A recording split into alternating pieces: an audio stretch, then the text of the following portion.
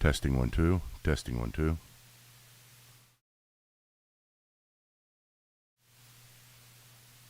Testing 1 2. Testing 1 2. Audio input capture. Getting started in just a minute. Count.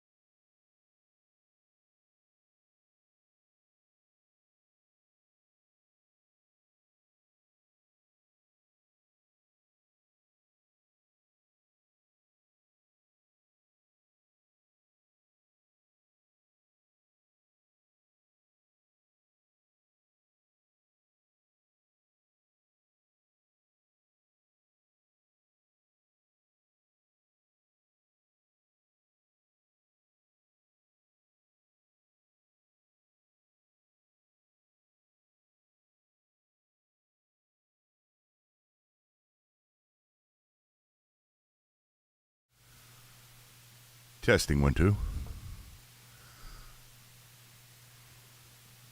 Okay, we're getting ready to get started. I am sorry to everybody who I obviously this is starting 2 hours late. 2 hours late. I woke up this morning and it's just one of those days. And I don't know. No reason to tell you about it. It's just sorry if you guys came here and at 9 o'clock or 2 hours ago and were ready for us to get started. And sorry for those of you who came to the after class discussion. I will still do the after class discussion.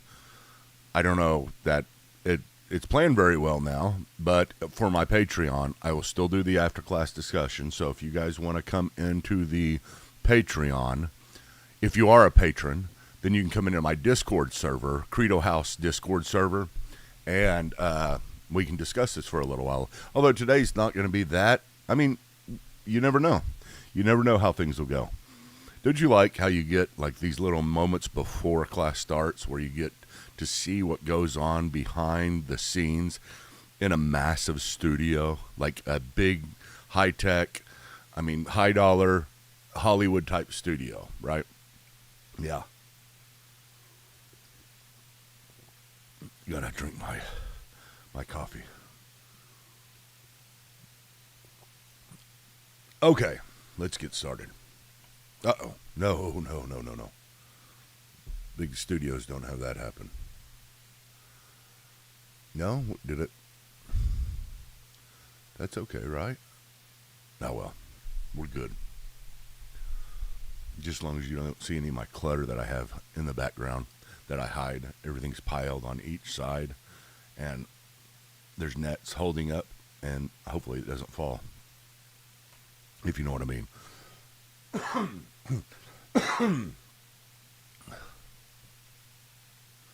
Okay, what do I need to do to get started? Press record. That's it.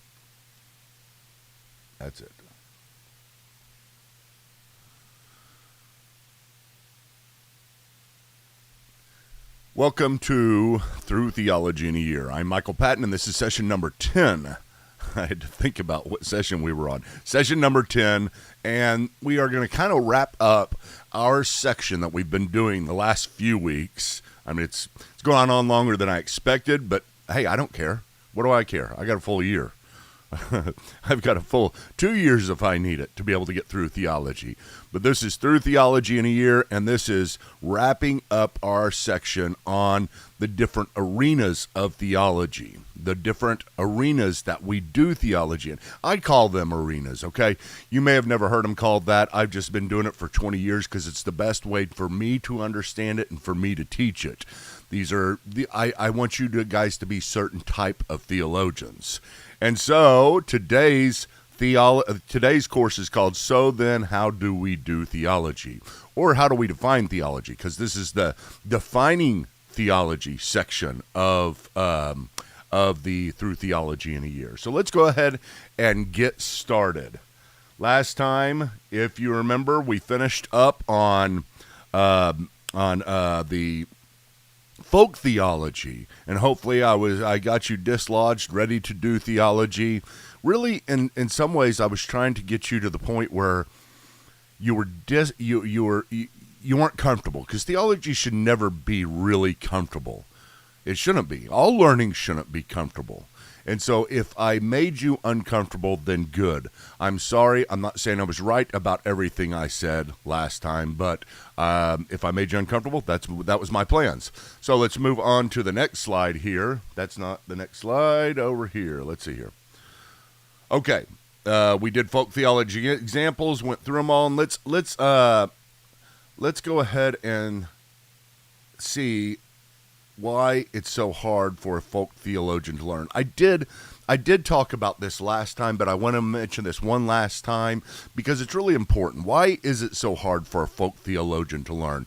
If you're somebody who does theology in the arena of folk, you rely on religious folklore and traditions. Why is it so hard for you to do theology? Because you can't learn. That's what it comes down to. You can't learn. You are not ready to learn. And as I said last time, if you can't get past this, if you can't get past being a folk theologian, you're not going to like this. You're not going to have fun during this course or during this full year.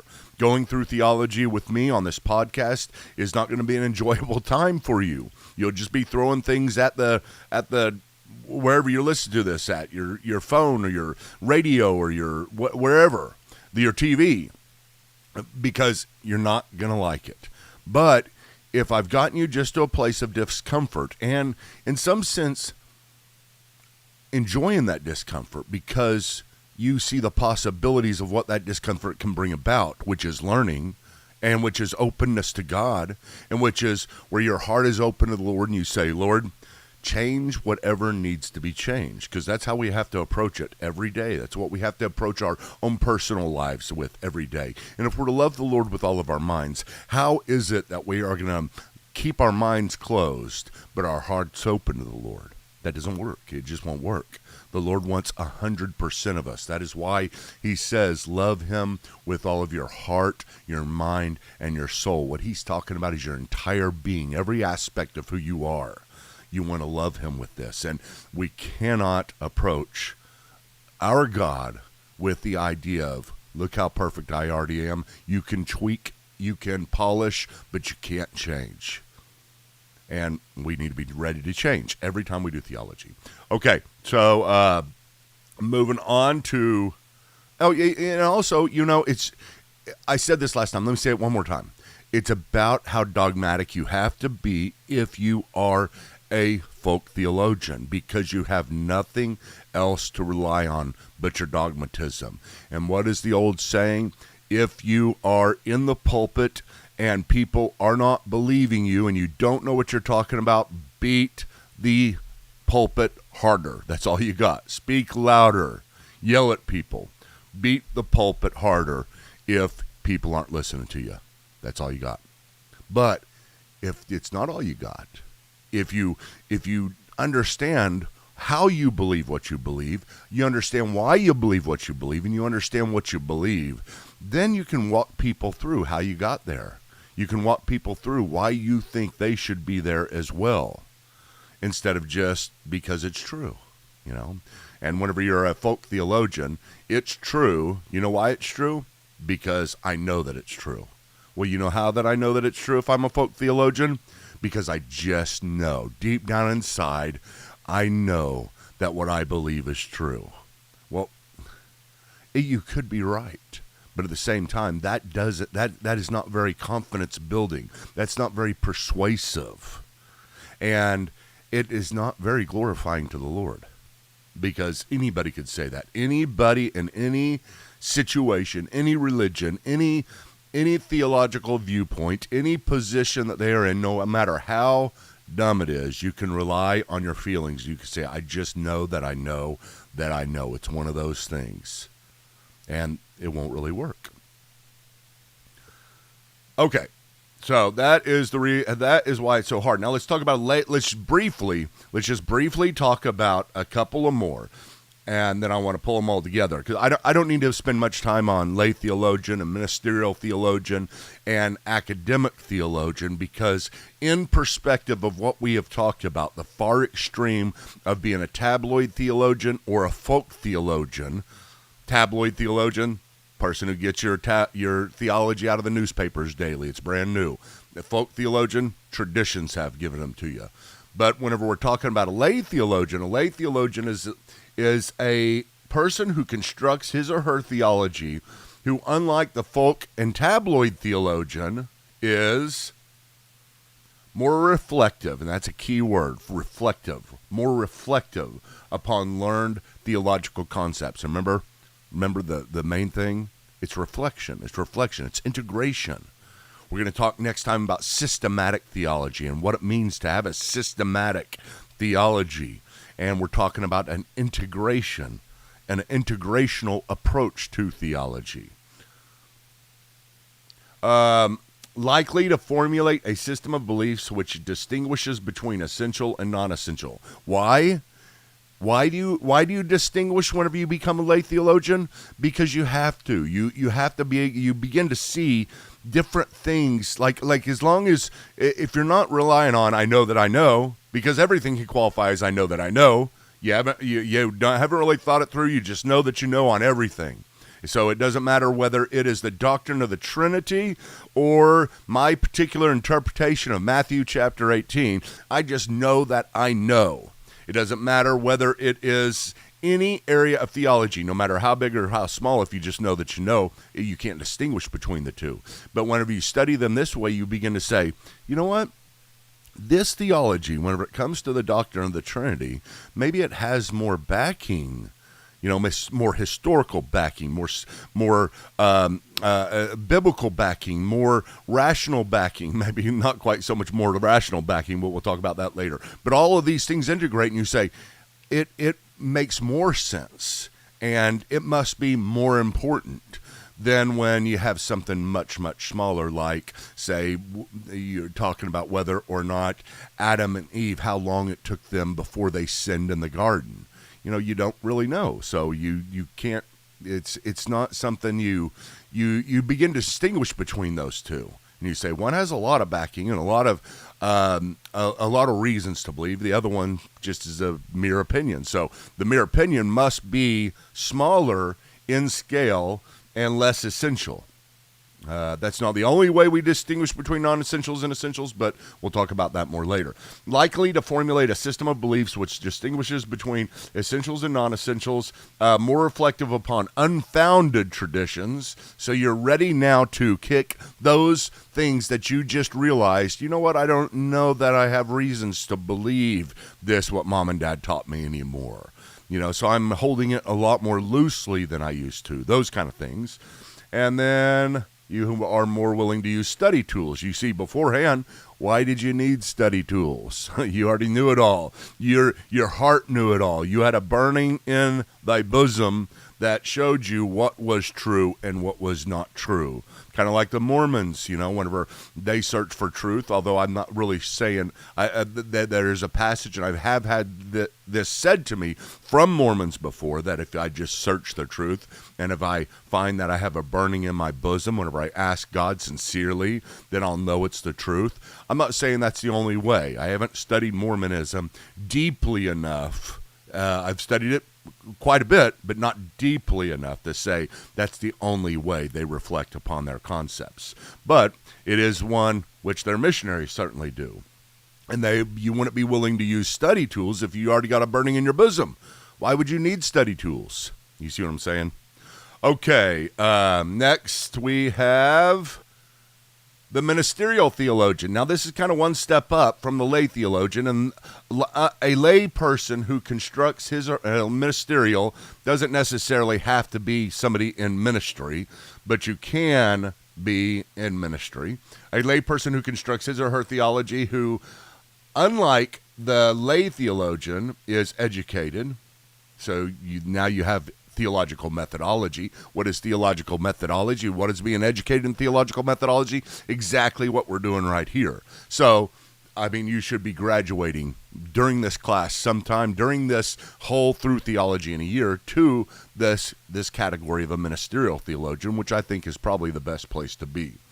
Like I said, you don't have to be in ministry. You don't have to be a pastor. You don't have to have gone to seminary. You just have to have these qualities. Able to use study tools at a more effective level. See, beforehand, you used to be like me, right? Whenever I first started following the Lord and started getting into this and getting excited, and it didn't matter as long as the book had the name Jesus on it. I opened it up and read it because I figured it was right. I didn't know that there were better books and worse books. There were better study tools and worse study tools. There were better publishers and worse publishers. There were more responsible people who did theology this way, and there were less responsible people who really were just relying on their burning in the bosom. And you do have that across the board, but you got to be able to distinguish between them. Okay, also, you are able to critique personal theology against competing models. Now you're more confident. Now you're ready, and you say, you know what? I think I can, study other models of theology. See, beforehand you couldn't. If you're a folk theologian, you do not bother studying other people's views because you got a burning in your bosom that yours is right. So why do you need to? Why do you need to study and compare yours against theirs and say, maybe I've got mine wrong and maybe theirs is right? But once you begin to graduate to this level, then you begin to say, hey, maybe I'm wrong. Maybe I'm wrong. For the first time, you're saying, maybe I'm wrong, which is a very, very good thing to say, maybe you're wrong. Maybe I'm wrong. For the first time, you're saying, maybe I'm wrong, which is a very, very good thing to say, maybe I'm wrong, which is a very, very good thing to say, maybe I'm wrong. Maybe I'm wrong. For the first time, you're saying, maybe I'm wrong. Which is a very, very good thing to say, maybe you're wrong. Okay, next is intent on devoting more time to reflection so that theological integration can take place. Don't need to say anything more on that. Reflection, reflection, reflection. Integration, integration, integration. That's what we're doing. We're using our minds responsibly. We're thinking through more broadly than we have ever thought through before. And then we move on to the next one. What's the next one? Professional theologian. Professional theologian is one who constructs his or her theology and makes a living doing so. Usually they are didactically purposed, which basically means they teach. Didache is the teaching, or didacto, I think, is to teach in the Greek. And so they are teaching purposed, and they are teaching purpose towards the lay and pastoral theologians. And they conduct original practical research. They do research on their own. So this is whenever you begin to see their own positions and you're laying out your own kind of firsthand original research in certain areas. And then you critically evaluate common theological trends and folk theology. This is where you're writing books, you're writing articles against these types of things we're talking about here today, or about these types of things. Critically evaluate common theological trends and folklore. I already said that. Professional theologians are often accused of quenching the spirit. Why do you think they receive this accusation? Well, it should be very evident. People get accused of quenching the spirit anytime by those who don't like you to open their minds up. Anybody who already knows what they believe is true, they know that they know that they know that what they believe is true, then they, the best thing, whenever I'm listening to you, I feel like, you're quenching my spirit. Well, yeah, they are quenching your spirit, but it doesn't mean they're quenching the spirit. That's not what that passage is talking about. People who study deeply and critically. That is not what quenching the spirit is, but that's another folk theology. What does quenching the spirit mean? It means teaching something that makes me feel uncomfortable. Right? Okay, then you finally have academic theologian, a professional theologian who constructs his or her theology. Now here's the key, in an overly speculative manner and with a critical spirit. His dialogue can usually only come with other theologians, and it's often called ivory tower theology. Now, this is where you get to the opposite side. This is where you get to the complete opposite side of folk theology. Now you're kind of a folk theologian on the other side. You are so hypercritical that your mind isn't open. You can become so hypercritical about everything that you really, if you can back up and look at yourself, now you're closed off just as much as the folk theologian was. But you just can't see it. We had there's lots of examples of academic theologians out there in Christianity. One of the best examples is, and I'm not saying everybody on the Jesus Seminar is this way. There are some less liberal people on the Jesus Seminar, and there's many, many conservatives who have actually tried to get on the Jesus Seminar. But I think it's the West Star Institute that runs that. They're pretty much only accepting of really, really liberal people, or liberal. Whenever I say liberal, I mean academic type theologians who are critical of all any type of traditions that smell of anything but the way that their narrow interpretation, which basically says either, there is no God, or that people don't rise from the dead, or that unless you study in our academic circles, you cannot be one of us type thing. It's just the same type thing. It's just the same type of hardness of heart. But the Jesus Seminar, you may have seen it before, but a while back, this was all the way back in the 1990s, and I think that's whenever I got the book, but they published a version of the Gospels, which basically said, we are going to tell you what Jesus actually said in our version of the Gospels. And during this, they had, their many men around a table. I don't know really now how it was constructed, but there are many men who were voting on what Jesus said. So somebody would say, here's what Jesus said next, supposedly, in Mark. How many people think he actually said that? And they voted. This is how they made their Bible, is they all voted. And they had let me see if I can get this right. A black bead said he definitely did not say that. A gray bead said he probably didn't say that. A pink bead said he probably did say that. And then a red bead that said he probably did, or he did say that. He definitely did say that. Now, if you can only imagine, there wasn't very much need for red beads in that during that day on that seminar. They didn't have to produce too many, but they all had them. They all had their piles. I don't know how they were put together, maybe in separate bowls of all these beads, and they would drop them down into a deal. Maybe it would roll. I don't know. I'm not sure. I should know, because I should have asked them a little bit more, because it was really great whenever I started the Credo House, the last Credo House. Remember, I'm starting a new Credo House, and it's gonna be awesome. So hang with me on that. But on the Credo House, whenever I had it before, I created a section. This was the Theological Coffee House, right? The Credo House. A section, and it was called Heretics Corner.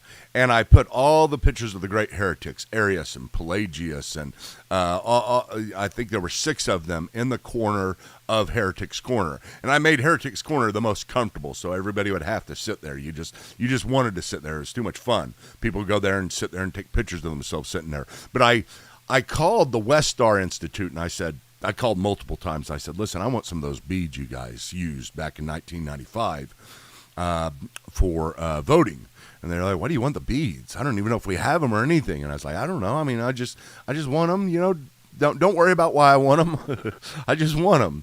I wanted to put them in the middle of that table so I could tell the story of what I just told them, put it on top of the Bible that they produced. And I tried and tried and tried to get them to give me beads, and they wouldn't. I'd call with disguised voices, everything else. No, I don't really remember. I just remember multiple times I tried. And then Carrie, who was my admin at the time, she called one time and got him somehow. She said, yep, I got him.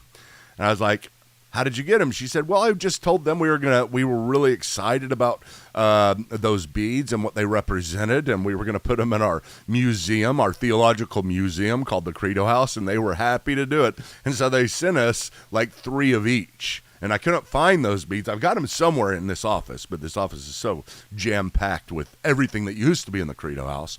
But and I put them in a little box, and there was just red and pink and black and gray beads. And it was really fun to tell the story of academic theologians and how they construct their theology. And so it is something that is part of our history as Christians, academic theologians.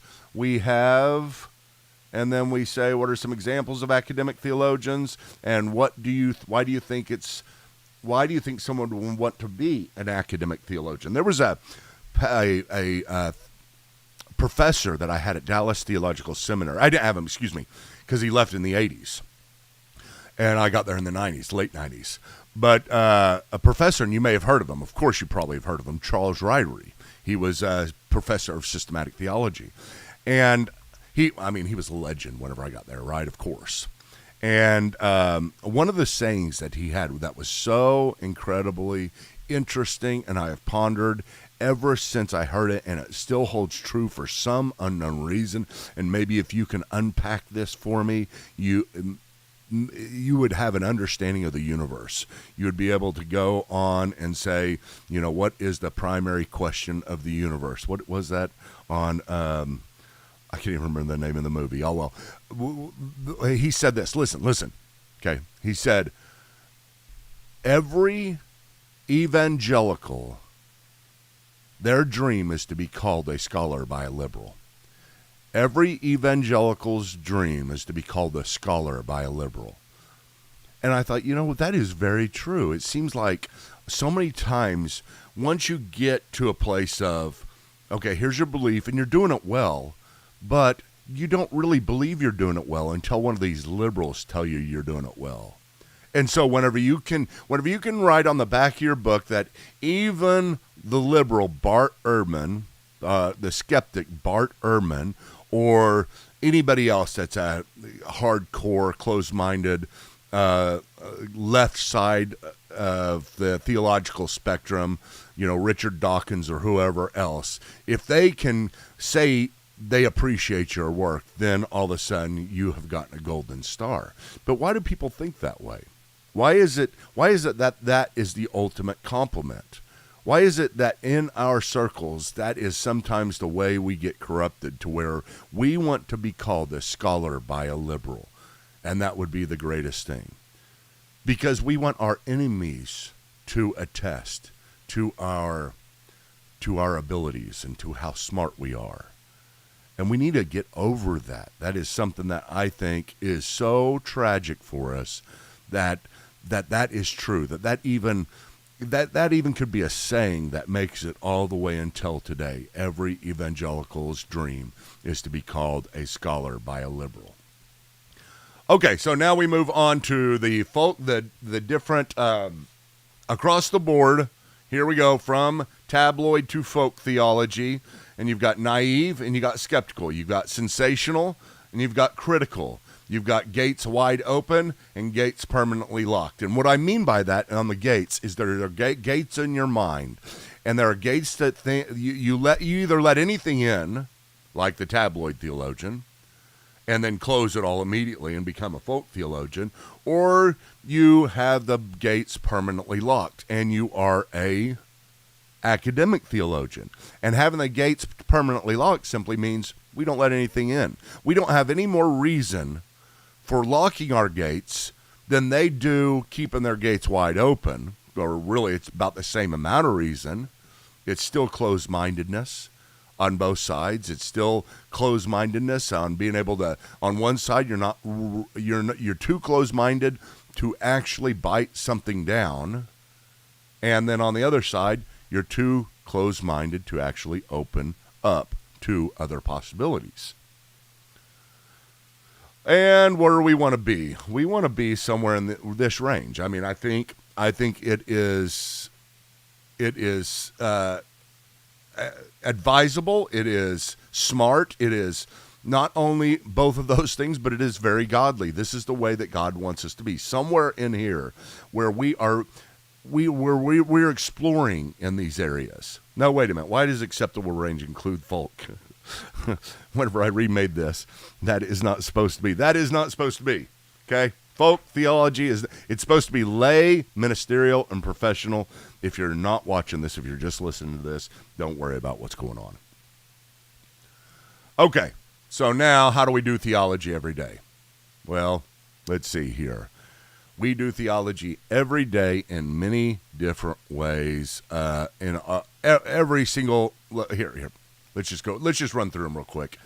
When we think about God, when we share the gospel, when we interpret the Bible, when we get sick, mentally or physically sick, we do theology. Our theology will come into play. We ask theological questions. When we defend the faith, when we plan for the future, our theology is going to come into play. How do we plan for the future? Do we just let it happen, or do we push hard and act responsibly? That our theology determines this. When we choose schooling for our children, our theology is going to help us determine this. When we vote, when we attempt to deal with sin in our lives, when we decide on whom to marry, we do theology every day in every way, because theology, you can't escape doing theology. Theology is part of everything we do.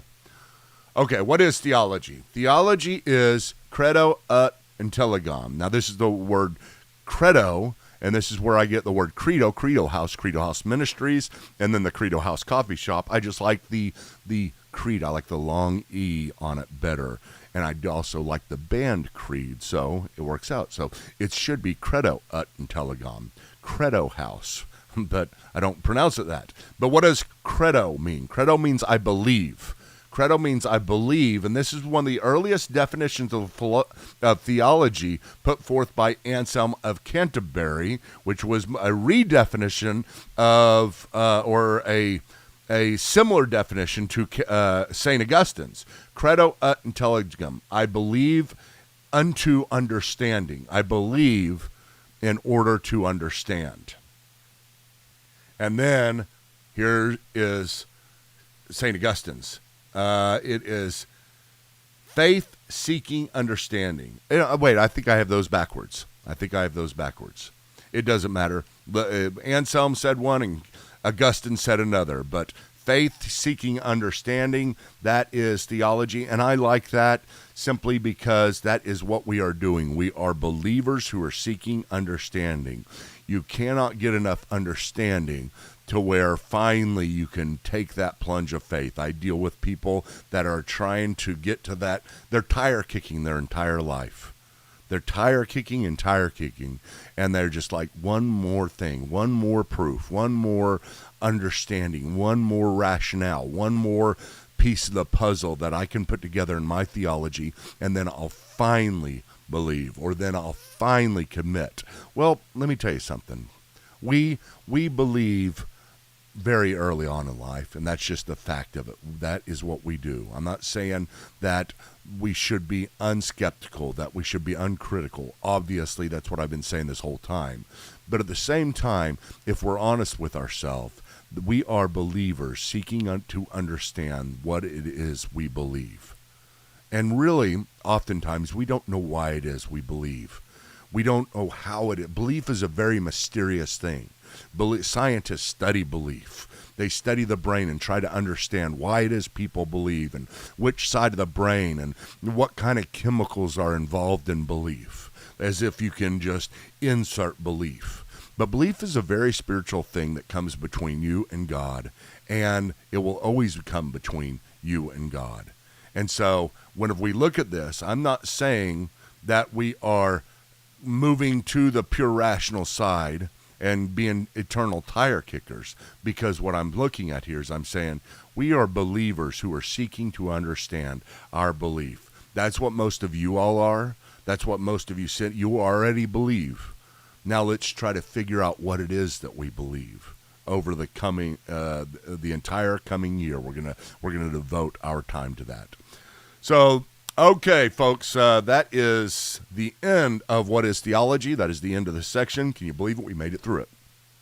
Remember, if you can, if you think of it, if you want to, if you believe in what I'm doing, if you believe in the direction we're going with this, please think about going to Patreon.com/C Michael Patton and joining, becoming a supporter.